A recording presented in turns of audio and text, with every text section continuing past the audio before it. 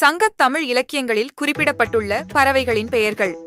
அகத்தாரா, அன்றில், அன்னம், ஆந்தை, ஆரா, ஆலா, ஆனைக்காலுள்ளான், இராச்சாளி, உள்ளகன், கபிஞ்சலம், கம்புள், கருநாரை, கரும்புறா, கருவாலி, கௌதாரி, கருப்புக்கிளி, காட்டுக்கோழி, காடை, காணாக்கோழி, கிளிப்பிள்ளை, குயில், குருகு, கூழைக்கடா, கேகை, கொக்கு, கொண்டைகுலாத்தி, கோரை, சக்கரவாகம், சகோரன், சம்பங்கோழி, சம்பரன், சாதகம், சாரா, சிகுனு, சிச்சிலி, சிட்டு, சிட்டில்லி, சென்னாரை, செம்போத்து, சேவரியான், தண்ணிப்புறா, தாரா, தீவகக்குருவி, தூக்கணம், நத்தை கொத்தினாரை, நாங்கணவாச்சி, நாகை, நீர்க்காக்கை, நீர்த்தாரா, பகண்டை, பச்சைப்புறா, பஞ்சவர்ணக்கிளி, பஞ்சிலை, பனி, பருந்து, பாரத்துவாசம், பிருகு, மஞ்சனத்தி, மணித்தாரா, மயில், மாட்டுக்குருகு, மாடப்புறா, மீன்கொத்தி, லாத்தி, வட்டத்தாரா, வட்டா, வரிக்குயில், வரிசாளி, வல்லூரு, வலியான், வாலாட்டிக்குருவி, வாலான், வானம்பாடி,